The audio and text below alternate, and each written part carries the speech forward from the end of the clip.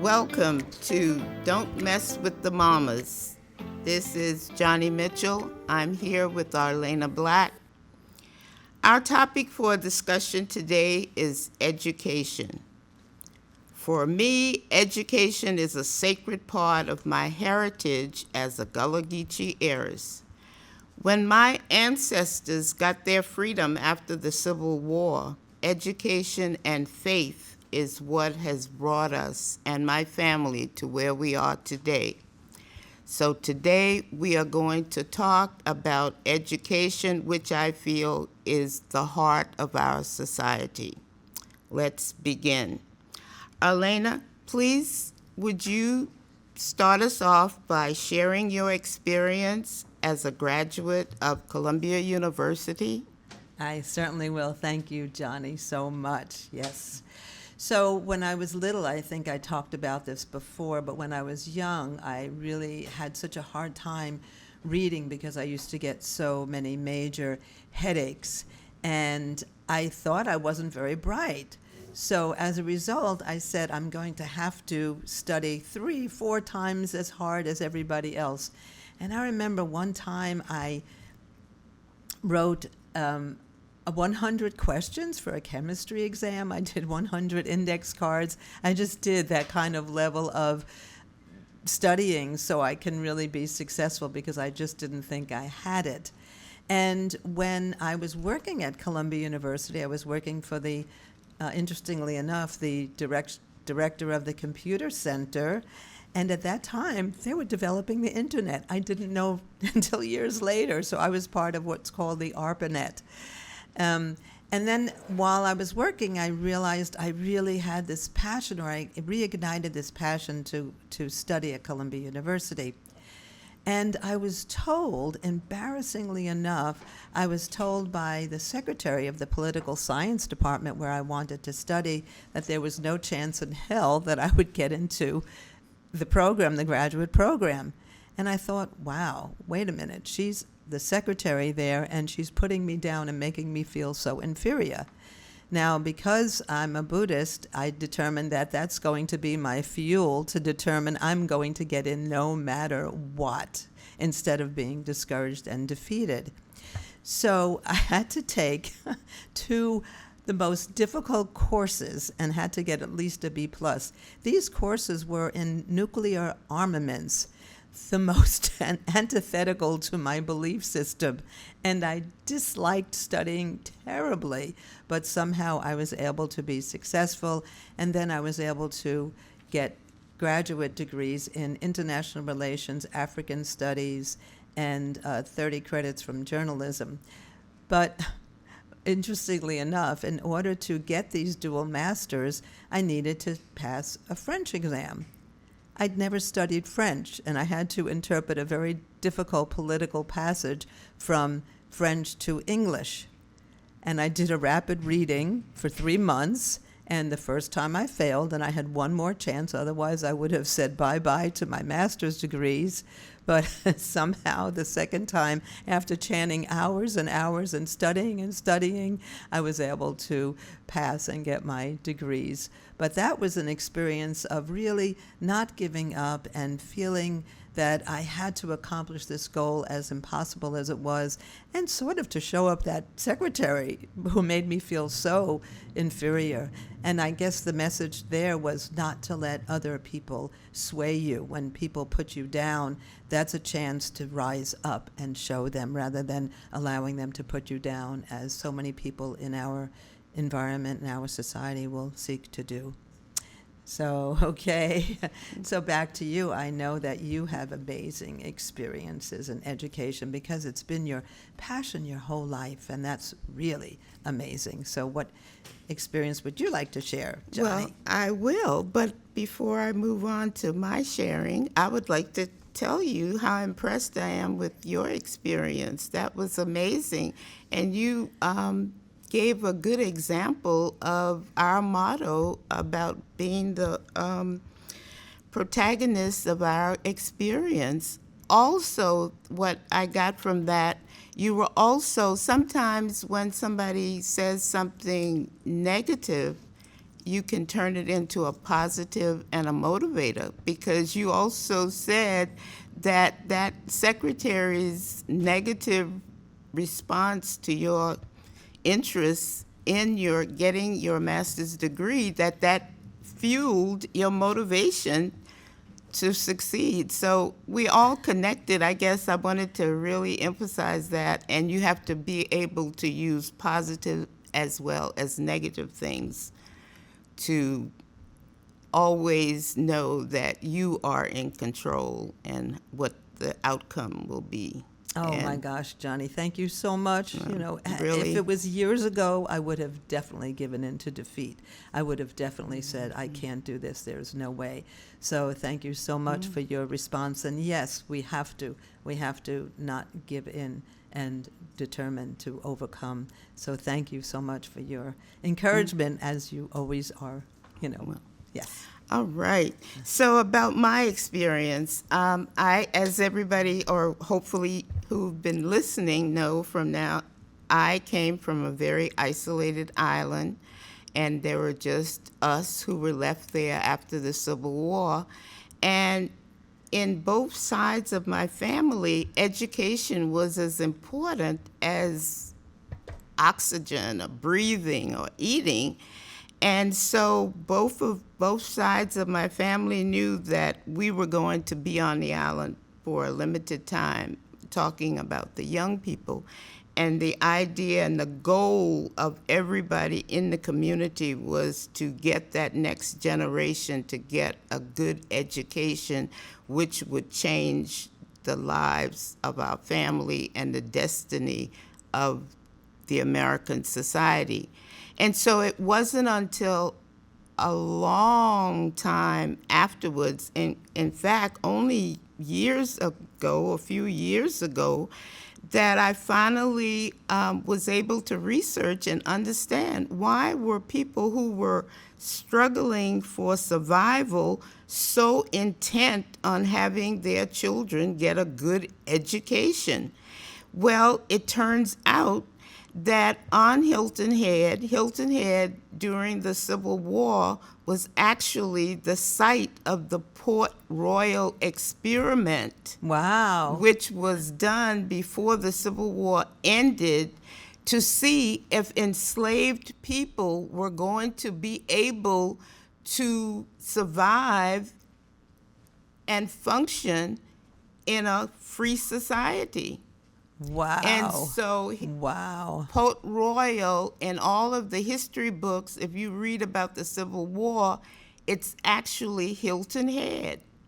And that's where I was. And so I'm not sure, I think why it was called Port Royal, because it was the Union Army that captured the Port Royal Sound. I see. And so in history books, in the rehearsal for Reconstruction that everybody has read if they took history and graduated from high school Sure. in America, it was actually Hilton Head. And that was, even though the people on the island didn't talk about it, they had inherited that belief that education was the foundation of our survival, leaving our situation as enslaved people to become free people. Yes. Amazing that you could be born into that environment. I mean, what a mission you always had. You were certainly in the right place at the right time. Well, and now Mitchellville, for those of you who are interested in doing research, it's blown up. And that was, because I was reading and I was like, what? Mitchellville? What is this? And it turns out that that's where we have the first compulsory education. So it's really the root of public education. That's where it started. And it started in 1862 when a white general named Ormsby Mitchell came and saw us as enslaved people, because once the Union Army captured Hilton Head, we became contrabands of war. I see. And so we weren't free because we don't get free until the 13th Amendment. Right. But during that period, the Union Army captured that area, so all of the plantation owners ran away. And the Union Army was not interested in keeping enslaved people. So we were like in that in-between. And this general came there and he said, even though Abraham Lincoln is saying that this war is not about freeing the enslaved people, he said, you're going to be free. He was a deep man of deep faith. And he said, when this war is over, you are going to be free if there's a God. And what you are going to need to do is learn how to, now all of your needs are being taken care of by the plantation owners. Yes. But once you are free, you are going to have to be responsible for your existence, employment, your faith, education. And so he gave forth this idea of having us practice freedom at this place called Mitchellville. And that's where my family bought into that idea that education was what was going to save us. And it's brought us this far, and it carries my children and my grandchildren with the idea that with each generation and with more education, you can be even more successful in the society. And so I'd like to share that because it's a belief of mine that somehow we have lost that intense belief in the value of education. Yes. And I think you know more than anybody how I feel about our educational system and how it relates to where we are today in regards to education. And that's for another day, but hopefully I'll get to tell, as you know, I put it into a book, Yes. that we've got to restart the passion for education that brought my people from where we were to where we are today. That is like an incredibly rich history that I wasn't aware of, and I'm sure the majority of our listeners are not aware of. And that's amazing that you could be a part of that history. What a legacy. What a legacy. Thank you. And you have been on that same path. I understand that you were a part of a new beginning of education in New York. Yes. Could you share that I sure will. experience? Thank you. So we, many years ago, when I say we, fellow Buddhist teachers, were really struggling to see a new beginning for education, and education to teach the whole child, and how, education should be the reason that young people are able to become happy, right? I mean, education and happiness are intrinsically linked. So many years ago, there was a call for a new schools, new envisioned schools, and this was called the New Visions Initiative. And they said, well, okay, we and the Board of Education will start up a school for you. We'll collaborate and start this school if you enter into a competition. And the competition included more than 300 entrants. It was really quite stiff competition. And there were 6 of us who used to get together for like 2 years, and we would chant Nam Myoho Renge Kyo and then plan and plan and plan. And it was interesting, the members of our group were not all cooperative by any stretch, and we really had some amazing and sometimes very heated dialogues. What is the best way to educate children? And we studied our first Soka Gakkai president, Tanasamura Makoguchi, who was many years ago a principal at a school, and he really saw that the Japanese educational system did not show deep care for the child. It was more, let's develop these kids so that they can do their best for a militaristic society. It was by no ways looking at the individual and the happiness of the individual.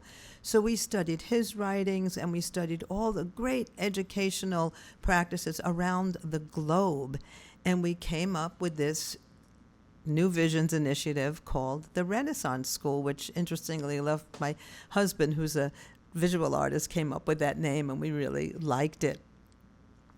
So we were told, once again, the same experience that I had with Columbia University, no way in hell, because we were starting with grades 1 through 4.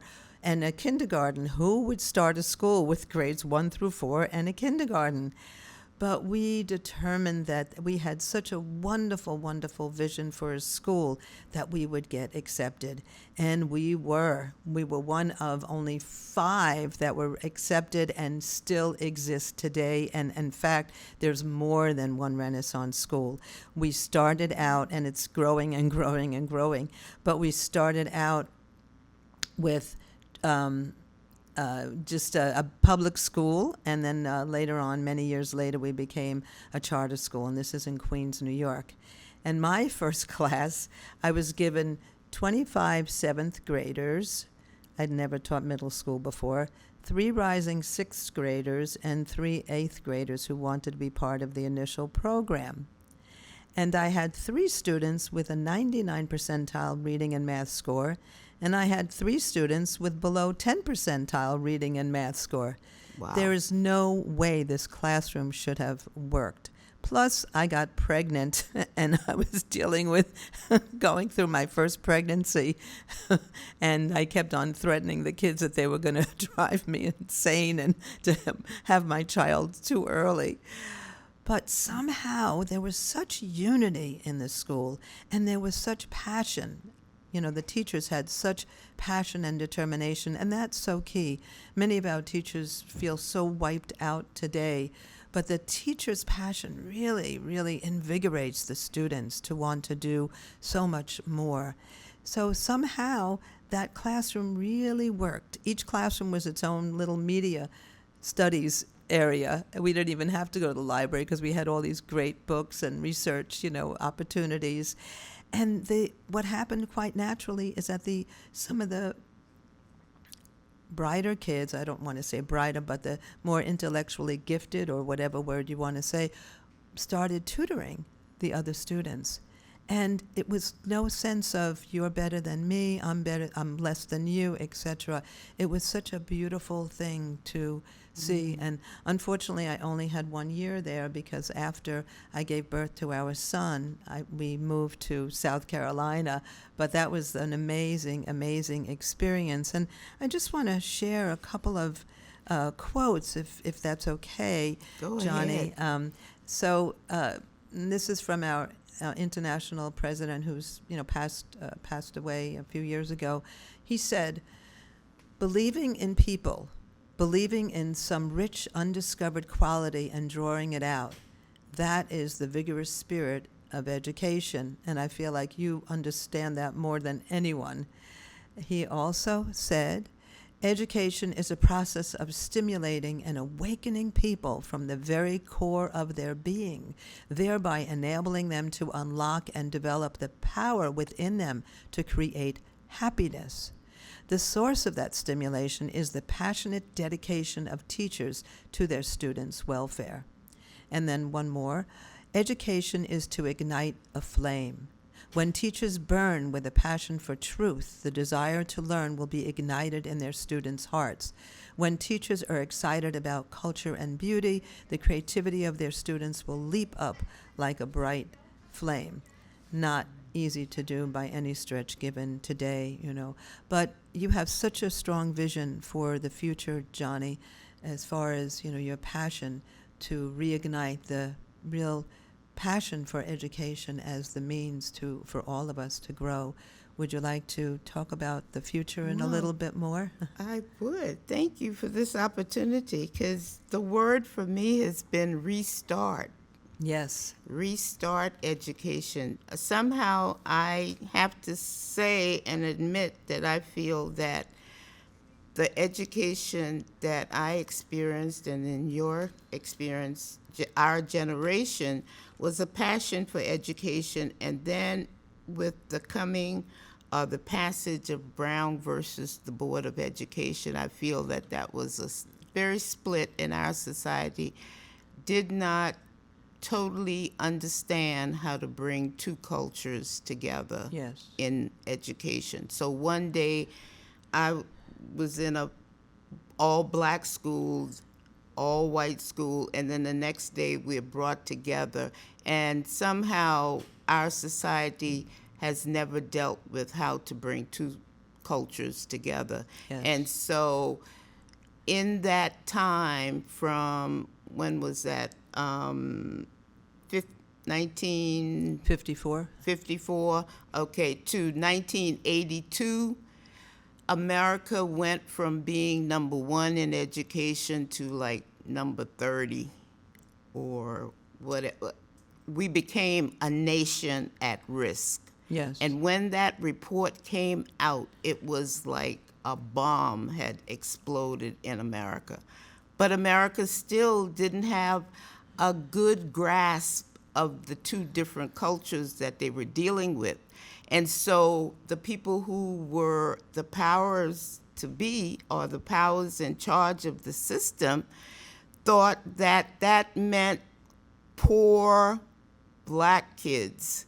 And so all of the resources went to the at-risk population that they deemed at risk, when it was talking about the American education system.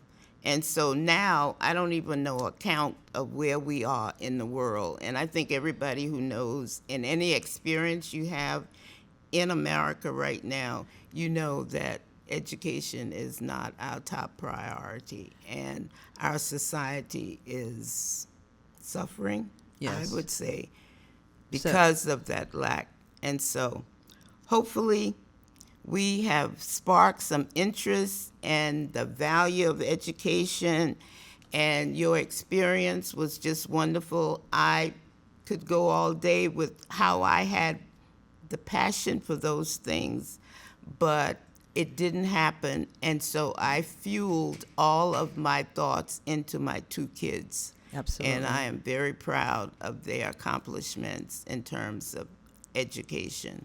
And they have now put it into their kids.